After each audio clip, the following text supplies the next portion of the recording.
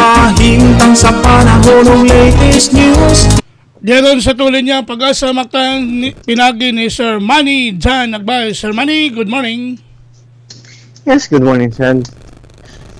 DJ, ay hello si mga sugintig paminaw. Mao ko na itong latest with update para ko ng adlaw April 7, 2025. Ang Intertropical Convergence Zone o ITCZ ang mga karoon nakapitog yapon sa Southern Mindanao. Samtang easterlies ang mga nakapitog karoon din sa Visayas huwag nyo yung sa itong nasod o gawasan na yung natin ang nito ng NPA o bagyo nga ay doon nasa sulod o gawas itong par.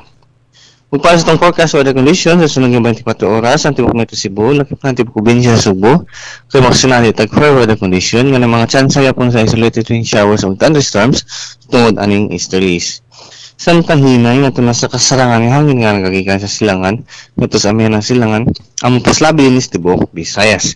Tinambaro sa itong katagatan malinaw nga ito nasa kasarangan ang mga pagbalod. Tini sa Subo itong dagat nilunas kini alas 2 sa kadlaw mo taob kini ini alas 5:56 sa hapon. Temperatura di sa Subo karong adlaw 26 nga nasa 32 degrees centigrado. Atong sunrise kini alas 5:34 alas 5:38 sa buntag atong sunset alas 5:55 sa hapon. Ug wala ka natong latest weather update ikan diri sa Butan sa Pag-asa kini si Manny Agbay may buntag. Sir Manny. Yes sir. Kadang pila ka inito na to sir? Expectaran sa na mabot og 26 to 32 degrees Celsius ato ang kainiton. Kagahapon pila to sir? Natay kuan sa maximum nga 32 sir. 32. So dili gyapon kumpensa ang atong mga kaigsunan. Yes sir. Okay. Salamat nimo Sir Manny. May butang sa Pag-asa. Okay, good morning.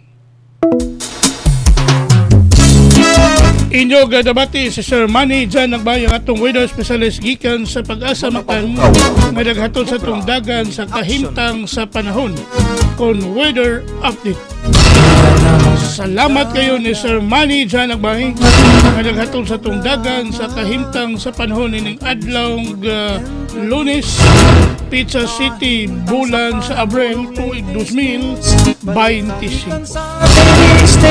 Salamat ni Sir Manny Jan Agbay ug mayong buntag sa Pag-asa Maktan.